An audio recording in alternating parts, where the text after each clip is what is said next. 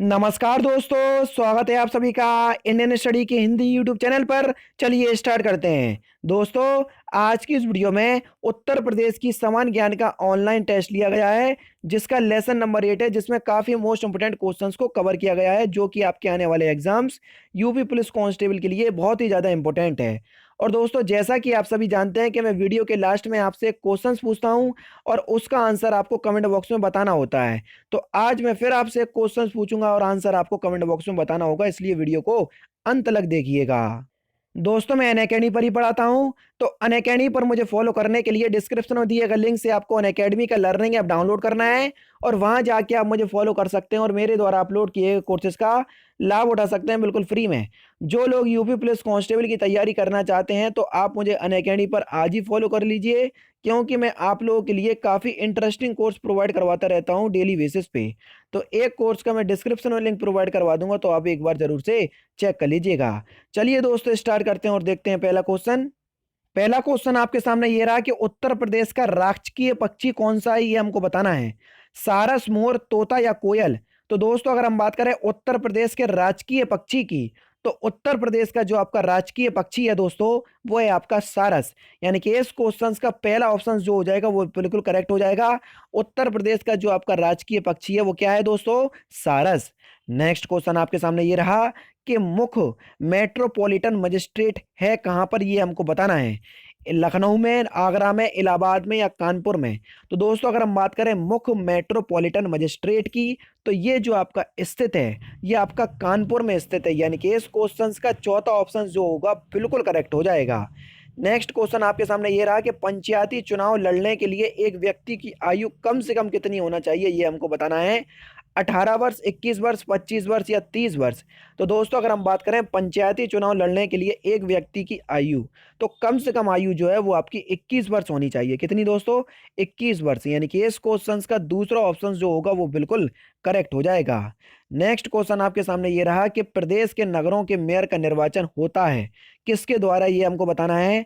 नगर निगम के सदस्यों द्वारा, नगर निगम की कार्यकारिणी समिति के सदस्यों के द्वारा, या सीधे नगर के निर्वाचकों के द्वारा, या नगर में सबसे बड़े राजनीतिक दल के सदस्यों के द्वारा।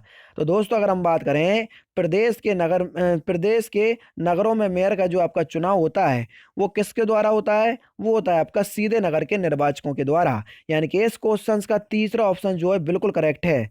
नेक्स्ट क्वेश्चन आपके सामने ये रहा, लखनऊ जिले की सीमा निम्नलिखित में से किस जिले की सीमा को स्पर्श नहीं करती है, ये हमको बताना है। बलिया, उन्नाव, हरदोई या बाराबंकी। तो हमको बताना है कि लखनऊ जिले की जो आपकी सीमा है वो कौन से जिलों के स्पर्श नहीं करती। तो आपका जो सही उत्तर हो जाएगा वो हो जाएगा आपका बलिया। अब इसके बारे में आप तभी बता पाएंगे जब आपको उत्तर प्रदेश के मैप का सही अध्ययन होगा, नहीं तो ये क्वेश्चन आपके ऊपर से चला जाएगा, आप इस क्वेश्चन का आंसर नहीं दे पाएंगे। नेक्स्ट क्वेश्चन है आपका कि राष्ट्रीय उद्यान दुधवा, जो का आपका लखीमपुर खीरी में स्थित है, को बाघ परियोजना में कब सम्मिलित किया गया, ये हमको बताना है। 1984 से 1985, या 1985 1986, या 1986 से 1987, और लास्ट है दोस्तों 1987 से 1988। तो दोस्तों, आपका जो सही उत्तर हो जाएगा वो क्या हो जाएगा? वह हो जाएगा आपका 1987 से 1988। यानी कि इस क्वेश्चन का चौथा ऑप्शन जो होगा वो बिल्कुल करेक्ट होगा। राष्ट्रीय उद्यान दुधवा राष्ट्रीय उद्यान को बाघ परियोजना में 1987 से 1988 में सम्मिलित किया गया। नेक्स्ट क्वेश्चन आपके सामने ये रहा कि दुधवा राष्ट्रीय उद्यान और एक वन्य जीव विहार को संयुक्त रूप से बाघ परियोजना में सम्मिलित किया गया, वह वन्य जीव निम्नलिखित में से कौन सा, ये हमको बताना है। कटरनिया घाट वन्य जीव विहार, कैमूर वन्य जीव विहार, सुलह वन्य जीव विहार, या किशनपुर वन्य जीव विहार। तो दोस्तों, आपका जो सही उत्तर हो जाएगा वह हो जाएगा आपका किशनपुर वन्य जीव विहार। जी हाँ दोस्तों, रुद्रवा राष्ट्रीय उद्यान और किशनपुर वन्य जीव विहार को संयुक्त रूप से बाघ परियोजना में सम्मिलित किया गया। नेक्स्ट क्वेश्चन आपके सामने ये रहा कि निम्नलिखित जनपदों में सबसे ज्यादा वनाच्छिद, यानी कि सबसे ज्यादा जो आपके वन पाए जाते हैं वो कौन से जिले में पाए जाते हैं। लखीमपुर खीरी, सोनभद्र, पीलीभीत या चित्रकूट। तो दोस्तों, आपका जो सही उत्तर हो जाएगा वो हो जाएगा आपका सोनभद्र। जी हाँ दोस्तों, निम्न जनपदों में से सबसे ज्यादा जो आपके वन पाए जाते हैं वो आपके सोनभद्र में पाए जाते हैं। नेक्स्ट है आपका कि सुराताल पक्षी विहार कहाँ पर स्थित है, ये हमको बताना है। आजमगढ़ में, हरदोई में, प्रतापगढ़ में या बलिया में। तो सुराताल पक्षी विहार जो आपका स्थित है ये आपका बलिया में स्थित है। कहाँ पर दोस्तों? बलिया में स्थित है। यानी कि इस क्वेश्चन का चौथा ऑप्शन जो होगा वो बिल्कुल करेक्ट होगा। नेक्स्ट क्वेश्चन आपके सामने ये रहा, निम्नलिखित में से सुमेलित नहीं है, कौन सा, ये हमको बताना है। कोयला सोनभद्र में, बलुआ पत्थर मिर्जापुर में, बिल्कुल ठीक चल रहा है अभी तो। सिलिका बालू इलाहाबाद में, ये भी बिल्कुल करेक्ट है। यूरेनियम झांसी में, बस यही बिल्कुल गलत हो गया। क्यों? क्योंकि मैंने आपको लास्ट वीडियो में बताया था कि उत्तर प्रदेश का एकमात्र जिला जहां पर यूरेनियम पाया जाता है वो है आपका ललितपुर, ना कि झांसी। ठीक है, तो इस क्वेश्चन का चौथा ऑप्शन जो हो जाएगा वो बिल्कुल करेक्ट हो जाएगा, क्योंकि यूरेनियम आपका ललितपुर में पाया जाता है, झांसी में नहीं। नेक्स्ट है आपका कि वकीरा पक्षी विहार कहाँ स्थित है, ये हमको बताना है। चार ऑप्शंस आपके सामने हैं। बस्ती, संत कबीरदास नगर, फैजाबाद, गोंडा या उन्नाव। तो दोस्तों अगर हम बात करें कौन सा, बखीरा पक्षी विहार की, तो बखीरा पक्षी विहार जो है वो आपका बस्ती जिले का नाम है, आपका संत कबीर नगर में स्थित है। तो ये भी आपका काफी बहुत इंपॉर्टेंट क्वेश्चन है आपके एग्जाम की दृष्टि से। नेक्स्ट क्वेश्चन आपके सामने ये रहा कि लखनऊ में 1857 के स्वतंत्रता संग्राम का जो नेतृत्व है वो किसने किया था, ये हमको बताना है। जीनत महल, नाना साहब, हजरत महल या तात्या टोपे। तो लखनऊ में 1857 की स्वतंत्रता का जो आपका नेतृत्व है वो किसने किया था, वो किया था आपका हजरत महल ने। यानी कि इस क्वेश्चन का तीसरा ऑप्शन जो हो जाएगा वो बिल्कुल करेक्ट हो जाएगा। नेक्स्ट क्वेश्चन है आपका कि निम्नलिखित में से कौन सुमेलित नहीं है, ये हमको बताना है।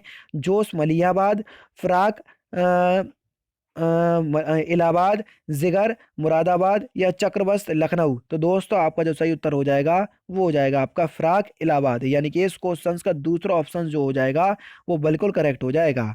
नेक्स्ट क्वेश्चन है आपका कि ठुमरी गायिका गिरजा देवी का जो आपका संबंध है वो किस घराने से है। बनारस घराने से, आगरा घराने से, लखनऊ घराने से या किराना घराने से। तो ठुमरी गायिका गिरजा देवी का जो आपका संबंध है वो किस घराने से दोस्तों, वह है आपका बनारस घराने से। यानी कि इस क्वेश्चन का पहला ऑप्शन जो होगा बिल्कुल करेक्ट होगा। नेक्स्ट क्वेश्चन आपके सामने ये रहा कि निम्नलिखित में से कौन सुमेलित नहीं है, ये हमको बताना है।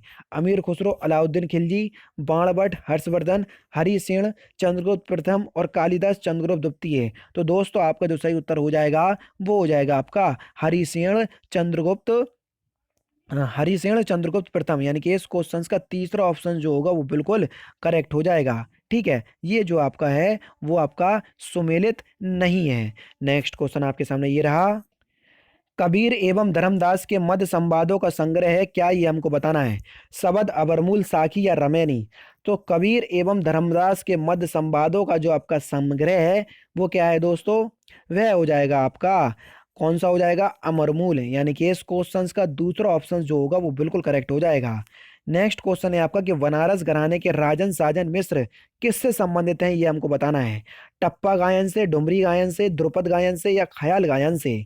तो दोस्तों आपका जो सही उत्तर हो जाएगा वह क्या हो जाएगा, वह हो जाएगा आपका ध्रुपद गायन से। जी हाँ दोस्तों, बनारस घराने के राजन साजन मिश्र जो हैं वो आपके ध्रुपद गायन से संबंधित हैं। नेक्स्ट क्वेश्चन है आपका कि बनारस घराने की छोटी मैना और बड़ी मैना का जो आपका संबंध है वो किस गायन से है, ये हमको बताना है। ध्रुपद गायन से, ठुमरी गायन से, टप्पा गायन से, डुमरी टप्पा गायन से। तो दोस्तों आपका जो सही उत्तर हो जाएगा वो हो जाएगा आपका ठुमरी टप्पा गायन से। यानी कि इस क्वेश्चन का चौथा ऑप्शन जो हो जाएगा वो बिल्कुल करेक्ट हो जाएगा। नेक्स्ट क्वेश्चन है आपका कि प्रदेश के नरसिंह यादव ने दिल्ली राष्ट्रमंडल खेलों में स्वर्ण पदक जीता, वो भी किस स्पर्धा में, ये हमको बताना है। मुक्केबाजी में, निशानेबाजी में, भारोत्तोलन में या कुश्ती में। तो दोस्तों आपका जो सही उत्तर हो जाएगा वह क्या हो जाएगा, वह हो जाएगा आपका कुश्ती में। जी हाँ दोस्तों, प्रदेश के नरसिंह यादव ने दिल्ली राष्ट्रमंडल खेलों में स्वर्ण पदक जीता, वह भी कुश्ती में जीता। और लास्ट क्वेश्चन है आपका कि निम्नलिखित में से कौन सा सुमेलित नहीं है, ये हमको बताना है। चार ऑप्शंस आपके सामने हैं, चंद्रबरदाई, पृथ्वीराज रासो, अब्दुल रहमान अमीर रासो, नरपति नाला, बीसल देव रासो या जगनिक आहला खंड। तो दोस्तों आपका जो सही उत्तर हो जाएगा वो हो जाएगा आपका दूसरा अब्दुल रहमान हमीर रासो। तो दोस्तों ये थे आपके 20 मोस्ट इंपोर्टेंट क्वेश्चंस जो कि मैंने आज की इस वीडियो में आपको कवर करवा दिए।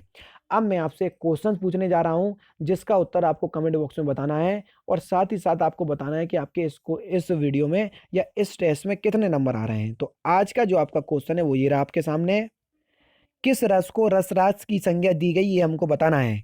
वीर रस को, हास रस को, श्रृंगार रस को या शांत रस को। ऐसा रस बताना है जिसको रसराज की संज्ञा दी गई। तो सही उत्तर आपको कमेंट बॉक्स में बताते हुए जाना है। तो दोस्तों ये थे आपका आज का इंपॉर्टेंट टेस्ट जो कि मैंने आज की इस वीडियो में आपको कवर करवा दिया। तो दोस्तों फिलहाल की वीडियो में सिर्फ इतना ही। अगर आपको वीडियो पसंद आए तो प्लीज़ वीडियो को लाइक कीजिए, शेयर कीजिए और साथ ही साथ मुझे अनअकैडमी पर और साथ ही साथ मेरे चैनल को सब्सक्राइब करना ना भूलें, क्योंकि मैं रोजाना इसी तरह की वीडियोस आप लोगों के लिए लाता रहता हूँ। नमस्कार दोस्तों, जय हिंद, जय भारत।